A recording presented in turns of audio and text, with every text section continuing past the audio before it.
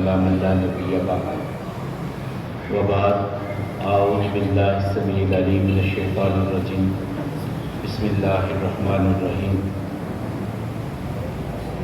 لقد كان لكم في رسول الله أسوة حسنة صدقت يا رب العالمين اللهم صل على محمد وعلى آل محمد كما صليت على إبراهيم وعلى آل إبراهيم إنك حميد مجيد اللهم بارك على محمد وعلى آل محمد كما باركت على إبراهيم وعلى آل إبراهيم إنك حميد مجيد رب اشرح لي صدري ويسر لي أمري واحلل عقدة من لساني يفقهوا قولي محترم سامعین، کل ہم جو گفتگو کر رہے تھے وہ رسول اللہ صلی اللہ علیہ وسلم کی مبارک زندگی کے 35 سال سے اوپر کے 5 سال جو تھے اس کے بارے میں خاص گفتگو تھی۔ اسی اثناء میں آپ کے سامنے بات رکھی تھی کہ حضرت خدیجہ رضی اللہ تعالیٰ عنہا کی 2 شادیاں جو پہلے ہو چکی اور ان کی اولاد میں سے کون کون مسلمان ہوئے، اور اسی طرح حضرت خدیجہ رضی اللہ تعالیٰ عنہا نے جو رسول اللہ صلی اللہ علیہ وسلم کو حضرت زید بن حارثہ بن شراحیل تحفتاً دیے، ان کے بارے میں بھی کل گفتگو ہوئی۔ 1-2 چیزیں جو رہ گئیں وہ انہیں متبنہ بنایا رسول اللہ صلی اللہ علیہ وسلم نے۔ متبنہ ہوتا ہے لے پالک، جسے لے کر کے پالا جائے، تو ابتداً تو اس کو اپنی ابنیت دی جاتی تھی، یعنی بیٹا بنا دیا جانا، لیکن پھر اللہ تعالیٰ نے سورہ احزاب میں اس کے بارے میں واضح احکامات دے دیے کہ اگر آپ کسی کے اولاد نہیں ہے، وہ بچہ یا بچی لے کر کے پالنا چاہتا ہے تو اسے وہ اپنی ولدیت نہیں دے سکتا۔ یہ صراحتاً اللہ تعالیٰ نے حکم دے دیا ادعوہم لآبائہم، ان کے باپوں کے نام پر ان کو پکارو۔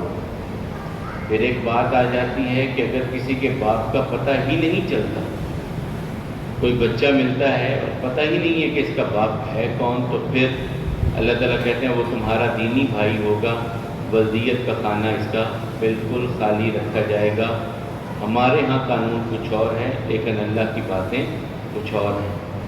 اور یہ محرم رشتہ نہیں ہوتا کہ ہم یہ سمجھیں کہ بچہ لے کے پالا ہے تو اس کے رشتے بھی اسی طرح محرم ہیں جس طرح باقی ہوتے ہیں۔ یہ بات سچ نہیں ہے، یہ غیر محرم ہی رہتا ہے، اگرچہ آپ اسے لے کر کے پال لیں، یہ غیر محرم رشتہ ہے، محرم نہیں ہوتا۔ پھر ہم نے بات کی تھی کہ رسول اللہ صلی اللہ علیہ وسلم یقیناً شرک سے تو بیزار تھے، معاشرے کے ماحول کو بھی دیکھ رہے تھے، اور پھر ان کے دادا کا ایک طریقہ تھا کہ وہ حرا میں چلے جاتے۔ یہ سردار عبد المطلب جو تھے رمضان کا مہینہ کوشش کرتے کہ میں حرا میں گزاروں، اور وہ کھانا وغیرہ لے جاتے وہاں پر، اور جتنے کوئی مسافر گزر رہے ہوتے یا کوئی بکریوں کے چرواہے اس طرف سے گزرتے تو انہیں اپنے پاس بلا کر کے کھانا کھلایا کرتے تھے۔ یہ سردار عبد المطلب کی میں بات کر رہا ہوں۔ پھر رسول اللہ صلی اللہ علیہ وسلم پر جب اللہ تعالیٰ کی طرف سے سچے خواب شروع ہوئے، ابھی وہ میں حدیث مبارکہ صحیح بخاری سے آپ کے سامنے پڑھوں گا، تو خلوت نشینی کے لیے غار حرا میں، یہ مکہ المکرمہ سے تقریباً 4.5 کلومیٹر شرقی سائڈ پہ، مشرقی سائڈ پہ ہے، 4.5 کلومیٹر کا یہ فاصلہ بنتا ہے۔ تو رسول اللہ صلی اللہ علیہ وسلم وہاں پہ آ جاتے اور وہاں پر آ کر کے اپنا وقت گزارا کرتے۔ اسی اثناء میں پھر اللہ تعالیٰ کی طرف سے حق ان پر آیا۔ وہ کیسے آیا؟ اس سے پہلے کچھ تھوڑے سے نبی کریم صلی اللہ علیہ وسلم کی حیات طیبہ میں بہت خوبیاں، یقیناً بہت خوبیاں، اور ان خوبیوں کے معترف اہلیان مکہ یقیناً وہ معترف تھے رسول اللہ صلی اللہ علیہ وسلم کی صداقت کے، رسول اللہ صلی اللہ علیہ وسلم کی امانت کے، ایک کامیاب تاجر ہونے کی حیثیت سے ان کے معترف تھے، ایک کامیاب جو ہے وہ معاشرتی زندگی گزارنے کے حوالے سے کہ جنہوں نے اپنے خاندان کے لوگوں کا احساس، خاندان کے لوگوں کا احساس نہیں بلکہ اہل علاقہ کے بارے میں احساس، اور ان کو ان کے معاملہ، جس طرح کل ہم نے حضرت علی رضی اللہ عنہ کے حوالے سے پڑھا کہ جب دیکھا کہ سردار ابو طالب کے حالات کچھ سخت ہو گئے ہیں تو حضرت عباس کے پاس گئے اور کہا کہ چچا کے معاملات تو آپ جانتے ہیں کہ مالی حالات ذرا ان کے سخت ہیں، تو کیوں نہ ہم ایسا کریں کہ جا کر کے اپنے چچا سے ایک ایک بیٹا لے لیتے ہیں، آپ اپنے بھائی سے بات کیجئے، آپ ایک بیٹا لے جائیں، ایک میں لے جاتا ہوں، ان کے معاملات ذرا آسان ہو جائیں۔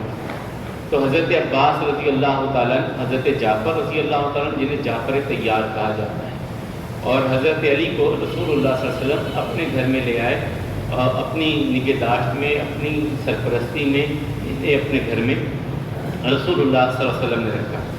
اب میں حدیث مبارکہ جو ہے اس سے آغاز کروں گا، لیکن زندگی میں پہلی مرتبہ میں اپنے سے آغاز کروں گا کہ میں حدیث مبارکہ کن سے سنی، انہوں نے کن سے سنی، اور وہ سلسلہ نسب میں پہنچانے کی کوشش کروں گا رسول اللہ صلی اللہ علیہ وسلم تک۔ میرے اور رسول اللہ صلی اللہ علیہ وسلم کے درمیان میں کتنے لوگ آتے ہیں جنہوں نے یہ حدیث مبارکہ سنی ہے۔ تو سب سے پہلے اخبرنا الشیخ الحافظ محمد فیاض حفظہ اللہ تعالی ویرعاہ عن الشیخ العلامہ فاروق احمد الراشدی حفظہ اللہ ویرعاہ عن الشیخ حافظ محمد الجوندلوی رحمہ اللہ رحمۃ واسعہ عن الشیخ الحافظ عبد المنان الوزیر آبادی عن الشیخ السید نذیر حسین الدہلوی عن الشیخ شاہ اسحاق الدہلوی عن الشیخ عبد العزیز الدہلوی عن الشیخ احمد بن عبد الرحیم المعروف بشاہ ولی اللہ الدہلوی عن الشیخ احمد بن ابراہیم القردی عن الشیخ ابراہیم القردی عن الشیخ احمد بن محمد القشاشی عن الشیخ احمد بن عبد القدوس التناوی عن الشیخ محمد بن احمد الغملی عن الشیخ زکریا بن محمد الانصاری عن الشیخ احمد بن حجر الاسقلانی عن الشیخ ابراہیم بن احمد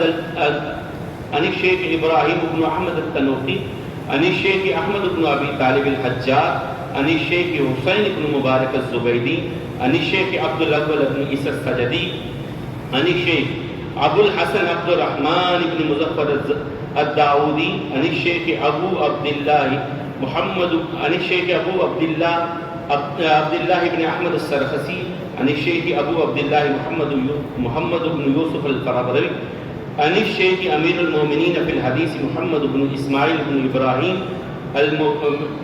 بن مغیرہ ابن بردزبہ الجوفی البخاری حدثنا یحیی بن بکیر قال حدثنا اللیث عن عقیل عن ابن شہاب عن عروة بن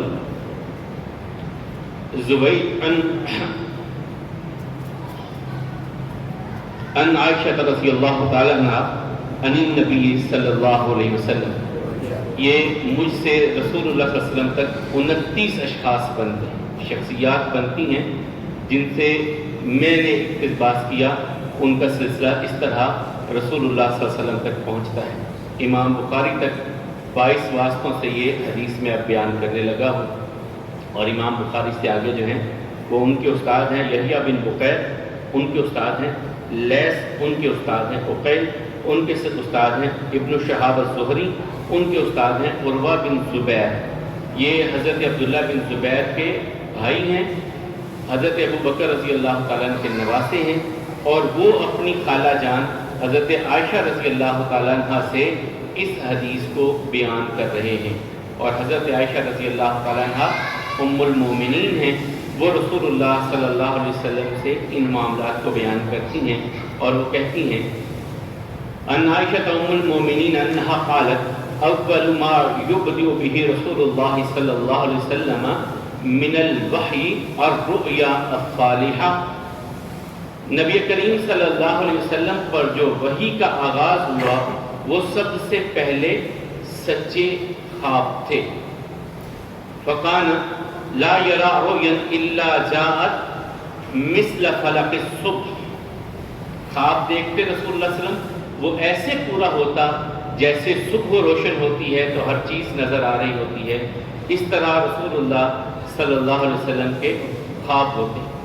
ثم حبب الیہ الخلا وکان یخلو بغار حراء.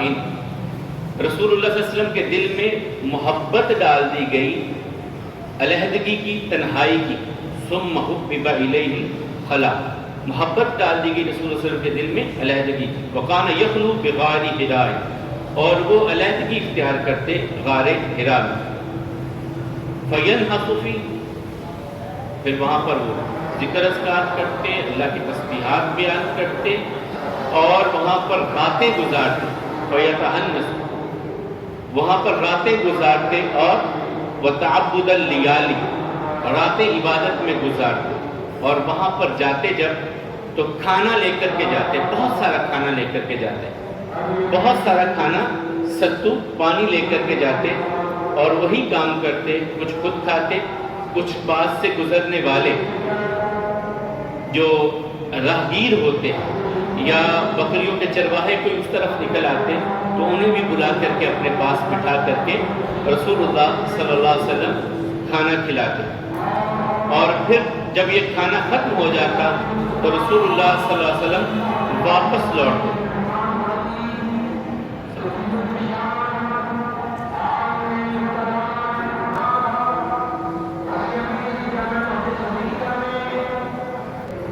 سید عائشہ رضی اللہ تعالیٰ عنہ کہتی ہیں وَهُوَ التَّعَبُّدُ اللَّيَالِ ذَوَاتَ عَدَدٍ، وہاں پر راتوں کی کچھ راتیں گزارتے. اور جب یہ توشہ سامان ختم ہو جاتا، کھانا وغیرہ ختم ہو جاتا، ثُمَّ يَرْجِعُ إِلَىٰ خَدِیجَةَ، پھر خدیجہ کی طرف لوٹ آتے، گھر آ جاتے اور وہ دوبارہ ایسا ہی کھانا تیار کر دیتی، ایسے ہی ستو وغیرہ پانی وغیرہ تیار کر دیتی. پھر رسول اللہ صلی اللہ علیہ وسلم واپس پلٹتے، حرا میں رہے حتیٰ جاءہ الحق وہو فی غار حراء، یہاں تک کہ حق ان کے پاس آ گیا اور رسول اللہ صلی اللہ علیہ وسلم غار حراء میں تھے. فجاءہ الملک، فرشتہ ان کے پاس آ گیا. فقال اقرأ، فرشتے نے آ کے کہا اقرأ، پڑھیے. قال ما انا بقاری، رسول اللہ صلی اللہ علیہ وسلم میں پڑھا ہوا نہیں. یاد رکھیے کہ رسول اللہ صلی اللہ علیہ وسلم کا دنیا میں کوئی بھی استاد نہیں، کسی سے بھی. یہ انبیاء کرام کی سرپرستی میں رہتے ہیں یا ان کی تعلیم کا ڈائریکٹ انتظام ہوتا ہے. تو رسول اللہ صلی اللہ علیہ وسلم کہنے لگے ما انا بقاری، میں پڑھا ہوا نہیں ہوں. قال فاخذنی فغطنی حتی بلغ منی الجہد، فرشتے نے مجھے پکڑ کر کے اپنے گلے سے لگایا اور دبایا. حتی بلغنی مجھے یہاں تک کہ پہنچی، تکلیف پہنچی، یعنی اتنا دبایا کہ مجھے محسوس ہوا اس کے دبانے. پھر چھوڑ دیا. ثم ارسلنی، چھوڑ دیا. فقال اقرأ، دوبارہ کہا پڑھیے. فقلت ما انا بقاری، میں نے کہا میں پڑھا ہوا نہیں. پھر فاخذنی فغطنی الثانیہ حتی یبلغ منی الجہد، دوسری مرتبہ پکڑ کر کے مجھے دبایا سینے سے لگا کر کے یہاں تک کہ مجھے تکلیف پہنچی. ثم ارسلنی، پھر چھوڑ دیا مجھے. فقال اقرأ، دوسری مرتبہ کیا پڑھیے. میں نے جواب دیا ما انا بقاری، میں پڑھا ہوا نہیں. پھر مجھے پکڑا اور اپنے ساتھ لگایا اور مجھے دبایا اور چھوڑنے کے بعد کہا اقرأ بسم ربک الذی خلق خلق الانسان من علق اقرأ وربک الاکرم. یہ 3 آیات. اقرأ پڑھیے، بسم ربک الذی خلق، اپنے رب کے نام کے ساتھ جس نے انسان کو تخلیق کیا، ہر چیز کو تخلیق کیا. خلق الانسان من علق، انسان کو جمع ہوئے خون سے پیدا کیا. اقرأ پڑھیے. اقرأ وربک الاکرم، پڑھیے کہ آپ کا رب بڑی عزت والا ہے. یہ آیات. اور اس کے بعد فرجع بها رسول اللہ صلی اللہ علیہ وسلم، رسول اللہ صلی اللہ علیہ وسلم، اب یہ پہلی وحی اتری ہے، پہلا قرآن کریم کا حصہ نازل ہوا ہے. یہاں سے لوٹے، فرمایا کہ دل میرا کانپ رہا تھا. رسول اللہ صلی اللہ علیہ وسلم کہتے ہیں میرا دل کانپ رہا تھا. یرجف فؤادہ، میرا دل کانپ رہا تھا اس حالت میں. فدخل علی خدیجہ خویلد رضی اللہ عنہا فقال زملونی زملونی مجھ پر کمبل ڈال دو، چادر ڈال دو مجھ پر۔ انہوں نے چادر ڈال دی۔ حتی ذہب عنہ الروع، یہ کیفیت یہاں تک کہ چلی گئی۔ فقال لخدیجہ واخبرها الخبر لقد خشیت علی نفسی، پھر خدیجہ نے پوچھا کیا ہوا آپ کو؟ تو رسول اللہ صلی اللہ علیہ وسلم نے یہ ساری بات ان کے سامنے فاخبرها الخبر، یہ ساری خبر ان کو بتلا دی، سنا دی انہیں بات، اور ساتھ ہی کہا لقد خشیت علی نفسی، مجھے اپنی جان کا ڈر ہے، مجھے اپنی جان کا ڈر ہے۔ تو حضرت خدیجہ نے کہا فقالت خدیجہ کلا واللہ لا یخزیک اللہ ابدا۔ اب حضرت خدیجہ آگے سے کہنے لگی یا رسول اللہ صلی اللہ علیہ وسلم، اللہ کی قسم، کلا واللہ، مجھے اللہ کی قسم ہے، لا یخزیک اللہ ابدا، اللہ آپ کو کبھی بھی ضائع نہیں کریں گے۔ کیوں ضائع نہیں کریں گے؟ اس کی انہوں نے کچھ وجوہات آگے بیان کی اور فرمایا انک لتصل الرحم، آپ صلہ رحمی کرنے والے ہیں، اور آپ وتحمل القلب، بوجھ اٹھانے والے ہیں دوسروں کو، وتقسب المعدوم، جن کا کوئی کمانے والا نہیں ان کے لیے کماتے ہیں، وتقری الضیف، آپ مہمان کی عزت کرنے والے ہیں، وتعین علی نوائب الحق، اور آپ حق کے معاملات میں کھڑے ہو جانے والے ہیں، حق کے لیے کھڑے ہو جانے والے ہیں۔ یہ 5 خوبیاں یہاں پہ حضرت خدیجہ نے رسول اللہ صلی اللہ علیہ وسلم کے لیے بیان کی۔ چل آگے بڑھنے سے پہلے ہم ان پر تھوڑی سی بات کر لیتے ہیں۔ اب تک کی جو ہم نے حدیث مبارکہ پڑھی اس میں تھا کہ رسول اللہ صلی اللہ علیہ وسلم ہیرا میں تھے، وہاں پر حق ان کے پاس آیا، یعنی جبریل امین علیہ السلام آئے، انہوں نے کہا آپ پڑھیے، رسول اللہ صلی اللہ علیہ وسلم میں پڑھا ہوا نہیں، انہوں نے اپنے سینے سے لگایا، دبایا، 3 مرتبہ یہ معاملہ ہوا، اور تیسری مرتبہ کے بعد انہوں نے کہا آپ اپنے رب کے نام سے، جس نے تخلیق کیا ہے سب کو، اس کے نام سے پڑھیے۔ تو رسول اللہ صلی اللہ علیہ وسلم ساتھ ساتھ دہراتے ہیں۔ 3 آیات کی اتری اور انہیں لے کر کے رسول اللہ صلی اللہ علیہ وسلم دھڑکتے دل کے ساتھ سیدہ خدیجہ کے پاس پہنچے۔ سیدہ خدیجہ سے کہا کہ مجھے چادر دے دو، کمبل دے دو، دے دیا۔ جب سکون ہوا تو پھر انہیں یہ سارا معاملہ بیان کیا۔ انہوں نے ان سے کہا کہ مجھے اپنی جان کا ڈر ہے۔ انہوں نے کہا کہ اللہ کی قسم، اللہ آپ کو ضائع نہیں کریں گے کہ آپ میں یہ خوبی، یہ خوبی، یہ خوبی اور یہ خوبی ہے، اللہ آپ کو ضائع نہیں کریں گے۔ اب ان میں تھوڑے سے سوالات بھی کچھ ہیں اور پھر کچھ باتیں۔ ایک تو سب سے پہلی بات ہے کہ رسول اللہ صلی اللہ علیہ وسلم کس چیز کا ڈر محسوس کر رہے ہیں؟ خشیت علی نفس، کیا انہیں کسی کے طرف سے ہلاک کیے جانے کا ڈر، یا رسول اللہ صلی اللہ علیہ وسلم کس چیز کا ڈر؟ اس پر بہت سارے لوگوں نے بہت ساری باتیں کی، انہوں نے کہا دیکھیں جی وہ ڈر گئے، نہیں، اس وجہ سے نہیں ڈرے کہ یہ اللہ کا کلام، ان ذمہ داریوں کے احساس کی وجہ سے کہ اب مجھ پر بہت بھاری ذمہ داریاں آ گئی ہیں معاشرے کو سدھارنے کی، میں ان ذمہ داریوں کو کس طرح ان سے نبرد آزما ہوں گا، کس طرح ان ذمہ داریوں کو پورا کروں گا، یہ ڈر تھا کہ اللہ تعالیٰ کی طرف سے جو اللہ تعالیٰ نے پھر آگے بات آئی اِنَّا سَنُلْقِي عَلَيْكَ قَوْلًا ثَقِيلًا، ہم بہت بھاری ذمہ داری آپ پر اتارنے والے ہیں، اور وہ بھاری ذمہ داری تھی انسانیت کو ہدایت کے راستوں پہ لے کر کے آنا۔ یہ کوئی چھوٹی بات ہوتی ہے کہ اپنی فکر چھوڑ کر کے دوسروں کی فکر کرنا؟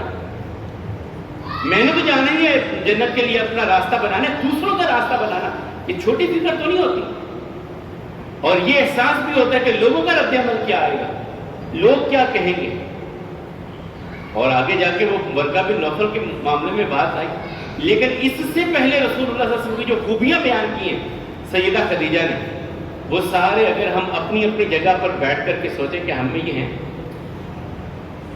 انک لتصل الرحم، پہلی خوبی آپ صلہ رحمی کرتے ہیں۔ صلہ رحمی اتنا بڑا عمل ہے کہ شاید ہمارے اندر نہیں۔ وہ جو میں اکثر کہتا ہوں کہ دوست ہمارے اپنی چوائس ہوتے ہیں، دوست ہم اپنی مرضی سے بناتے ہیں نا، کہ یہ میرے دوستی کے قابل ہے، یہ میرے ساتھ بیٹھنے اٹھنے کے قابل ہے، یہ دوست ہے جس سے میں اپنے راز کی باتیں بھی کہہ سکتا ہوں، اس سے میں مشورہ بھی کر سکتا ہوں، اپنی مرضی کے بناتے ہیں، اور ان پر ہمیں فخر ہوتا ہے، یار میرے دوستوں جیسے کوئی دوست نہیں، رشتے دار کون بناتا ہے؟ آپ کے لیے میرے لیے رشتے، میرے والد کا انتخاب کس کا ہے؟ میرے لیے میرے والد کا انتخاب تو میرے رب کا ہے، میری ماں کا انتخاب کس کا ہے؟ میرے رب کا، میرے چچا، میرے پھوپھی، میری خالہ، میری ماں، ان سب کا انتخاب کس نے میرے لیے کیا؟ اللہ تعالیٰ نے کیا۔ اللہ تعالیٰ نے چاہا میرے چچا یہ ہو، اللہ تعالیٰ نے چاہا میرے تایا یہ ہو، اللہ نے چاہا میری خالہ، وہ اللہ نے منتخب کیے میرے لیے، اور ان میں ہم کیڑے نکالتے ہیں۔ جی کیا بتائیں، ہمارے رشتہ داروں جیسے کوئی ہیں ہی نہیں، آپ کو کیا پتہ تھی، آپ کا واسطہ نہیں پڑا، جتنے برے یہ ہیں آپ تو سوچ نہیں سکتے۔ اللہ کے انتخاب میں کیڑے نکالتے ہیں، جنہیں اللہ نے میرے لیے اور آپ کے لیے پسند کیا، اور جو ہم خود کے لیے پسند کرتے ہیں ہم کہتے ہیں ان جیسے بندے ہیں ہی نہیں، ان جیسے تو اچھے ہیں ہی نہیں۔ کبھی سوچیے گا اس بات پہ، غور کیجیے گا۔ تو سب سے پہلے صلہ رحمی، رشتہ داریوں کو ملانا، ان کو قریب کرنا۔ ایک صحابی ہے، یا رسول اللہ صلی اللہ علیہ وسلم، میں تو رشتہ داروں کے ساتھ اچھا سلوک کرتا ہوں، وہ میرے ساتھ اچھا سلوک نہیں کرتے، میں تو ان پر احسان کرتا ہوں، وہ شرارتیں کرتے ہیں میرے ساتھ۔ رسول اللہ صلی اللہ علیہ وسلم، اگر ایسا ہی ہے جیسے تو کہہ رہا ہے، انہیں اپنے لیے جنت کا راستہ آسان کر لیا، تجھے اور کیا چاہیے کہ تو نے تو اپنے لیے جنت کا راستہ آسان کر دیا۔ تو سب سے پہلے خوبی لتصل الرحم، رشتہ داریوں کو ملانا۔ یہ بات سن کر کے عبداللہ بن سلام جو مسلمان ہوئے تھے، یہی چیزیں تھیں، یہودیوں کے بہت بڑے عالم نے جب رسول اللہ صلی اللہ علیہ وسلم کی زبان اقدس سے یہ بات سنی تھی، وہ خیر مدینہ ہجرت کے بعد کے معاملات میں آئے گا، تو 4-5 الفاظ ہیں جو رسول اللہ صلی اللہ علیہ وسلم کی زبان سے نکلے۔ پہلا واز جو مدینے میں جا کے کیا، کوئی لمبی چوڑی تقریر نہیں، 1-1.5 منٹ کا واز ہے صرف رسول اللہ صلی اللہ علیہ وسلم کا، اور یہود کا ایک بڑا عالم اس وقت سرنگوں ہو گیا۔ تو اللہ تعالیٰ کہتے ہیں، سیدہ خدیجہ کہتی ہیں، اللہ واللہ لا یخزیک اللہ ابدا انک لتصل الرحم، آپ تو رشتہ داریوں کو ملانے والے ہیں۔ وتحمل القلب، جن کا کوئی بوجھ نہیں اٹھانے والا ہوتا نا، آپ ان کے بوجھ اٹھاتے ہیں۔ یہ فزیکلی بھی دیکھتے کہ کوئی ایسا یار بوڑھا جا رہا ہے کہ بوجھ اٹھایا ہے، نہیں لے جایا جا رہا، لاؤ بابا جی میں اٹھا لیتا ہوں، اماں جان مجھے دے دیں میں اٹھا لیتا ہوں، فزیکلی بھی اور معاشی طور پر بھی، جس کو دیکھتے کہ اس کی حالت ایسی ہے، اچھا یہ اس کے لیے کر لیں، یہ اس کے لیے ایسا کر لیں، تو یہ نبی کریم صلی اللہ علیہ وسلم کیا کرتے ہیں۔ وتحمل القلب وتکسب المعدوم، یہ بہت بڑی خوبی ہے، بہت بڑی، کہ جن کا کوئی کمانے والا نہیں ہوتا آپ ان کے لیے کماتے ہیں، یعنی آپ کے کمانے کا جو ہے وہ آپ کی سوچ ہی یہ ہے کہ میں جو کماؤں ان کے لیے کماؤں جن کا کوئی کمانے والا ہے ہی نہیں، میری کمائی ان کے لیے۔ جس طرح کل بھی بات کر رہے تھے کہ یہ نہیں تھا کہ بڑا گھر بن جائے، اونٹ بہت سارے ہوں، بکریوں کے ریوڑ ہوں، مال ہو، سونا ہو، چاندی ہو، نہیں، کما رہے ہیں اس لیے کہ جن کا نہیں ہے ان کو دے دوں، ان کے گھروں میں راشن پہنچ جائے۔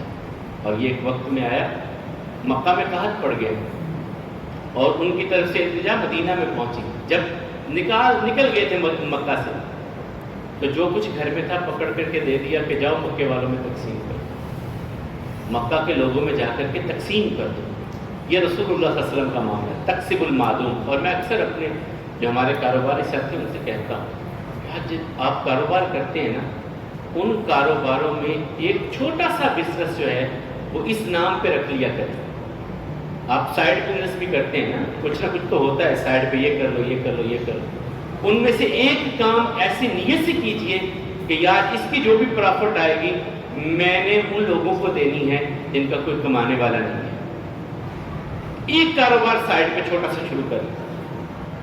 ہمارے ایک دوست ہیں شاگرد اس مسجد میں آتے ہیں، ان کی ایک بار مجھے بات بڑی کمال کی، انہوں نے کہا میں جب بھی کوئی پراپرٹی خریدتا ہوں نا تو سوچ کے خریدتا ہوں کہ اس کا منافع۔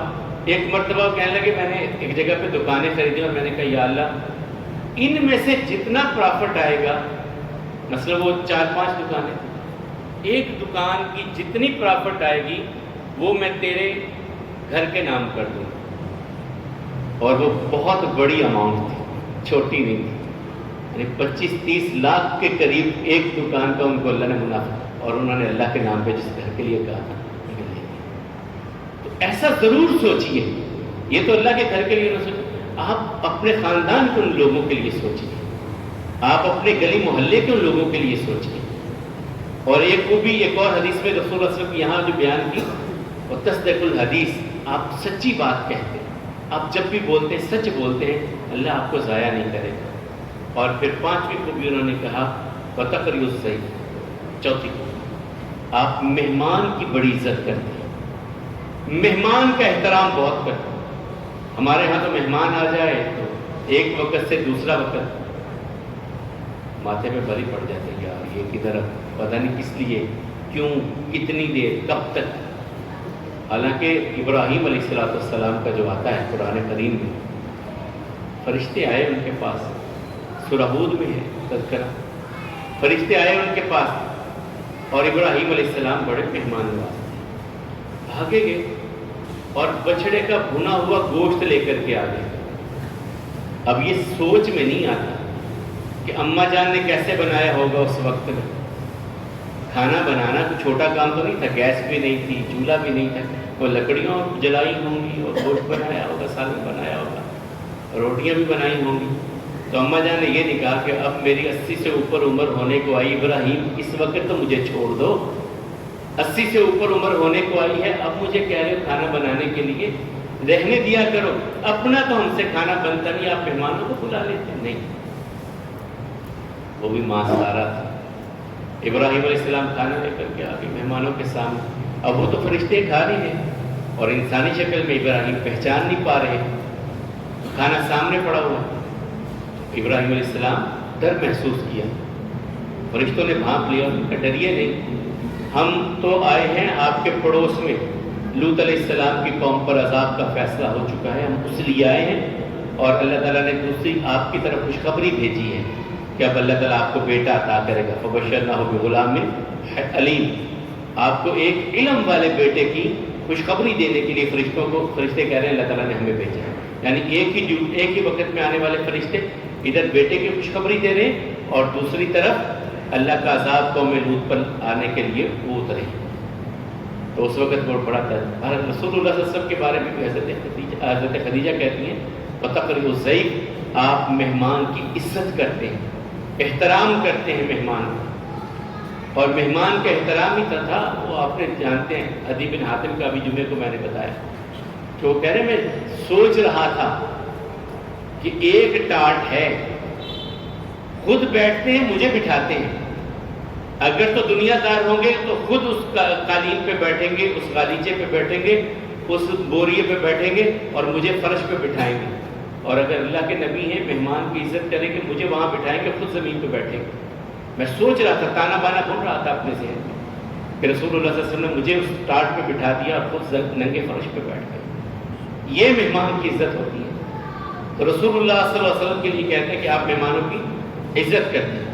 وَتُعِينُوا عَلَى نَوَائِبِ الْحَقِّ، حضرت خدیجہ رضی اللہ عنہ کہتی ہیں آپ حق کے لیے کھڑے ہو جاتے ہیں، وہ کسی کے ساتھ یہ نہیں دیکھتے کہ قوم، قبیلہ، خاندان، وہ عصبیت تو اس وقت تھی نا، اسی لیے تو رسول اللہ صلی اللہ علیہ وسلم نے فرمایا، جو پچھلے کل پرسوں ہم نے بات کی تھی حلف الفضول کی، حلف الفضول کی جو بات کی کہ مکہ کے اندر یہ معاہدہ قرار پایا کہ ہم سب اکٹھے ہوں گے اور جو بھی مظلوم ہوگا، کسی قوم کا، کسی قبیلے کا مکہ میں مظلوم آئے گا ہم اس کی مدد کریں گے، اور ظالم کسی قوم قبیلے کا ہوگا ہم اس کے سامنے کھڑے ہوں گے۔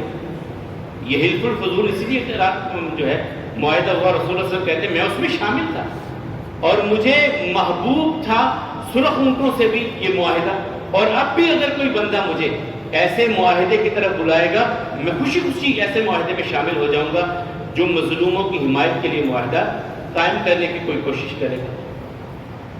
تو آقا علیہ الصلوۃ والسلام کے بارے میں فرماتے ہیں وَتُعِينُوا عَلَى نَوَائِبِ الْحَقِّ، آپ حق کے لیے کھڑے ہو جانے والے ہیں۔ اب یہاں سے رسول اللہ صلی اللہ علیہ وسلم کو حضرت خدیجہ نے دیا، طلبت به خدیجہ حتی اتت بورقہ بن نوفل، ورقہ بن نوفل کے پاس لے گئے۔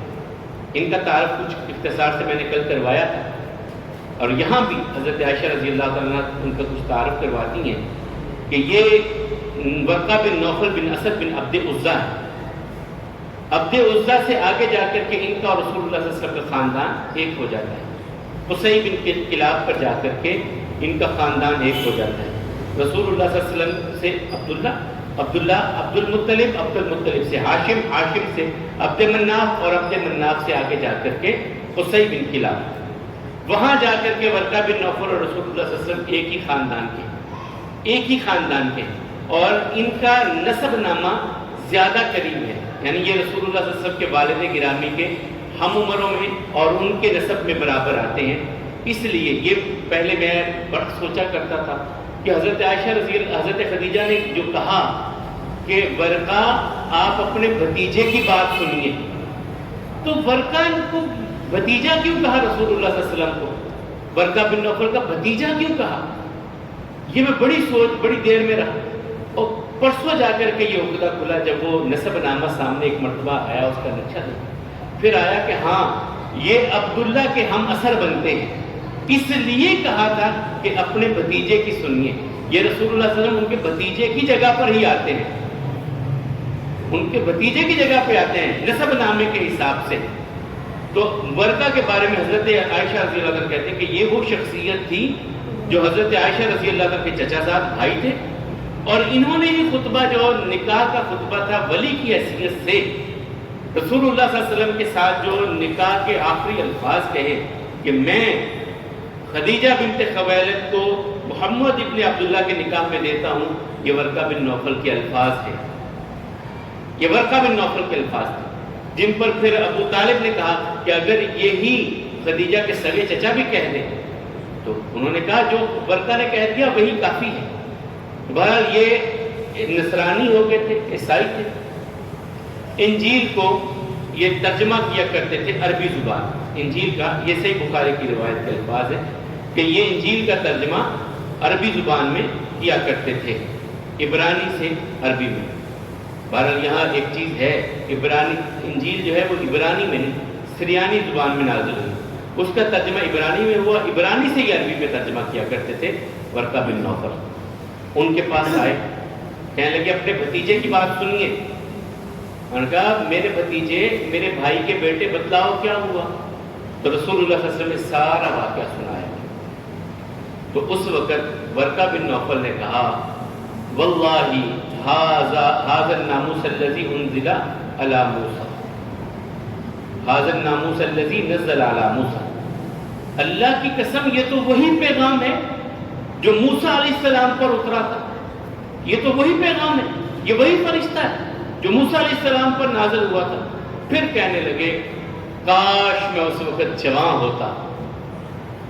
اور یہاں پہ پھر کہا یہ بوڑھے ہو چکے تھے اور ان کی آنکھوں کی بینائی ختم ہو چکی تھی. اس وقت کہنے لگے کاش میں جوان ہوتا جب آپ کی قوم آپ کو مکے سے نکال دے گی. کاش میں اس وقت جوان ہوتا اور میں آپ کی مدد کرتا. تو رسول اللہ صلی اللہ علیہ وسلم فرمایا اب ہم مخرجیہ ہوں، مجھے نکال دیں گے جو میرے لیے دیدہ و دل فرش راہ کیے جا رہے ہیں، جو مجھے صادق و امین کہہ رہے ہیں، جن کی محفلوں میں مجھ سے فیصلے کروائے جا رہے ہیں. حجر اسود جیسا معاملہ مجھ پر چھوڑ دیا گیا، وہ قوم مجھے مکے سے نکالے گی. تو حضرت ورقہ نے کہا جو بھی نبی یہ پیغام لے کر کے آیا ہے قوموں نے اس کے ساتھ یہی کیا ہے، یہی معاملہ اس کے ساتھ ہوا ہے. تو آپ کے ساتھ بھی ایسا تو ہونا لازم ہے، آپ کے ساتھ بھی ایسا ہوگا. اس بات سے اب ورقہ بن نوفل کو میں تو اول المومنین مانتا ہوں یہاں کہ رسول اللہ صلی اللہ علیہ وسلم کے بارے میں اتنی بڑی بات اس وقت جب کسی نے یہ بات نہیں کہی. ہم تو کلمہ پڑھنے میں فلاں نے پہلے فلاں نے دوسرے، میرا دل مانتا ہے کہ سب سے پہلے مسلمان تو ورقہ بن نوفل کو ہی ماننا چاہیے کہ جس نے اس وقت یہ کہہ دیا کہ اللہ کی قسم اگر میں جوان ہوتا میں آپ کی مدد کرتا. تو میں تو میرا رجحان اسی طرف ہے. تو بہرحال یہ پہلی وحی تھی، وقت تقریباً ہو چکا ہے. آج ہم نے جو بات کی ہے وہ رسول اللہ صلی اللہ علیہ وسلم کی ایک ہی حدیث مبارکہ پر ہم بات کر پائے ہیں جو ابتدا ہے وحی کی، جس سے رسول اللہ صلی اللہ علیہ وسلم پر کلام الہی کا آغاز ہوتا ہے. میں نے اپنی سند بیان کرنے کی کوشش کی کہ مجھ سے امام بخاری تک اور امام بخاری سے رسول اللہ صلی اللہ علیہ وسلم تک، کیونکہ یہ ابتدائی حدیث تھی تو اس لیے میں نے اپنی سند جو ہے وہ آپ کے سامنے رکھنے کی کوشش کی۔ اور پھر حضرت عائشہ رضی اللہ تعالیٰ نے اس حدیث کو بیان کرتی ہیں، میں اختصار کے ساتھ آپ کے سامنے رکھتا ہوں، کل بات کریں گے انشاءاللہ وحی کی قسمیں کیا ہیں، نبوت کیا ہے، نبی کا معنی کیا ہے، رسول کا معنی کیا ہے، نبی کیا خبر سے ہے، نبا سے ہے یا کسی اور لفظ سے ہے، اور پھر یہ کتنی قسم ہے وحی کی اور اس کے اثرات کیسے ہوتے ہیں، کیسے پتہ چلتا ہے کہ وحی اتر رہی ہے نبی پر، اور کیا نبی کریم صلی اللہ علیہ وسلم کو اس سے پہلے نہیں پتہ تھا۔ یہ بھی کچھ اعتراضات ہیں، سوالات ہیں کہ کیا رسول اللہ صلی اللہ علیہ وسلم کو نہیں پتہ تھا۔ خاص طور پہ کہتے ہیں کہ عیسیٰ علیہ السلام نے تو اپنی پیدائش کے بعد ہی کہہ دیا انی عبداللہ آتانی الکتاب وجعلنی نبیہ وجعلنی مبارکہ، تو رسول اللہ صلی اللہ علیہ وسلم پر 40 سال اور پھر 40 سال کے بعد اور پھر ہرا میں، اور ہرا میں یہ تاریخ کون سی تھی، یہ بھی ایک چیز ہے، یہ کون سا مہینہ تھا جب یہ آغاز ہوا، یہ ساری ڈیٹیل انشاءاللہ کوشش کریں گے کل بیان کرنے کی کہ کون سا مہینہ تھا، اس پر تاریخ نگاروں نے کیا کہا، دن کون سا تھا، وہ مہینہ کون سا تھا، سال تو 40 نبی کریم صلی اللہ علیہ وسلم کی زندگی کا 40واں سال تھا، وہ تو ایک بات فائنل ہے، دن کون سا تھا اور تاریخ کیا تھی، مہینہ کیا تھا، یہ اور وحی کی جو قسمیں ہیں وہ نبی اور رسول، اور کیا نبی اور رسول میں فرق بھی ہوتا ہے کہ نہیں ہوتا، کہ اللہ تعالیٰ نے 2 علیحدہ الفاظ استعمال کیے، ان کا فرق ہے یا نہیں ہے، اور پھر اس کے بعد رسول اللہ صلی اللہ علیہ وسلم پر کتنی دیر تک آگے پھر کوئی وحی اتری یا نہیں اتری، اور پھر دوسری وحی کون سی اتری، اس پر انشاءاللہ کل بات کریں گے۔ اللہ کا الحاکمین ہم سب کو صحت اور ایمان والی زندگی دے۔ آج جو اختصار سے میں نے بات کی آج تھی کہ رسول اللہ صلی اللہ علیہ وسلم غار ہرا میں تھے، سامان لے جاتے تھے، کھانے پینے کا ختم ہو جاتا، پھر واپس پلٹتے، پھر واپس لے کر کے چلے جاتے، کبھی کبھی حضرت خدیجہ بھی ملنے کے لیے وہاں چلی جاتی تھی، اور وہاں پہ رسول اللہ صلی اللہ علیہ وسلم پر جبریل امین علیہ السلام اترے، اور رسول اللہ صلی اللہ علیہ وسلم نے جبریل امین علیہ السلام کو پہلی مرتبہ ان کی اصل حالت میں دیکھا، اور کہا 600 پر تھے، 600 پر تھے جبریل امین علیہ السلام نے، اور یہ زمین و آسمان کا خلا بھر گیا، اتنے لہیم، اتنا بڑا وجود ان کا، زمین و آسمان کا خلا اس سے بھر گیا۔ پھر وہ آئے، پھر رسول اللہ صلی اللہ علیہ وسلم سے ملے، کہا پڑھیے، کہا پڑھا نہیں، گلے سے لگایا، سینے سے لگایا، اچھا 3 مرتبہ ایسا ہوا، پھر کہا رب کے نام سے جس نے تخلیق کیا پڑھیے، تو نبی کریم صلی اللہ علیہ وسلم دھڑکتے دل کے ساتھ واپس آتے ہیں، آ کر کے حضرت خدیجہ سے کہتے ہیں مجھے چادر دے دو، دے دی، کچھ دیر توقف اختیار کیا، پھر اس کے بعد حضرت خدیجہ کو سارا واقعہ سنایا، وہ کہنے لگی اللہ کی قسم اللہ آپ کو ضائع نہیں کریں گے، آپ مہمانوں کی عزت کرتے ہیں، آپ سچ بولتے ہیں، آپ رشتہ داروں کو ملاتے ہیں، آپ جو ہیں وہ حق کے لیے کھڑے ہو جاتے ہیں، آپ ان کے لیے کماتے ہیں جن کا کوئی کمانے والا نہیں، آپ دوسروں کے بوجھ ہٹاتے ہیں، بانٹتے ہیں بوجھوں کو۔ تو پھر وہ ورقہ بن نوفل کے پاس لے گئی، یہ عیسائی عالم تھے اور عبرانی زبان سے عربی میں انجیل کا ترجمہ کیا کرتے تھے، اور ان کے پاس یہ سارا واقعہ سنایا، انہوں نے کہا اللہ کی قسم یہ تو وہی پیغام ہے جو موسیٰ علیہ السلام کو اترا، تو کاش میں جمع ہوتا اور اس وقت آپ کی مدد کرتا جب آپ ہم آپ کو نکالیں۔ یہاں ایک اور بھی سوال ہے، شاید کل مجھے یاد رہے نہ رہے، تو ورقہ بن نوفل نے کہا یہ وہ پیغام ہے جو موسیٰ پر اترا، تھے وہ عیسائی، انہوں نے عیسیٰ علیہ السلام کا نام کیوں نہیں لیا؟ ورقہ بن نوفل نے عیسیٰ علیہ السلام کا نام کیوں نہیں لیا؟ وہ تو عیسائی تھے، انہیں عیسیٰ علیہ السلام کا نام لینا چاہیے، موسیٰ علیہ السلام کا نام کیوں لیا؟ یہ بہت بڑی بات ہے، اس میں وہ بھی اللہ کی طرح مجھے یاد رہ جائے، کل انشاءاللہ اس پر بھی بات کریں گے۔ اللہ کو الحاکمین آپ سب کو ہم سب کو صحت اور ایمان والی زندگی عطا فرمائے، جو ہماری زندگی میں کمی ہے، کوتاہی ہے، اپنے فضل اپنی رحمت سے ہم سب کو معاف فرمائے، اور ہم سب کو زندہ رکھے ایمان پر، اسلام پر، اور ایمان کی بہترین حالت میں اس دنیا سے لے جائے۔ اقول قولی ھذا والحمد للہ، استغفر اللہ لی ولکم ولسائر المسلمین۔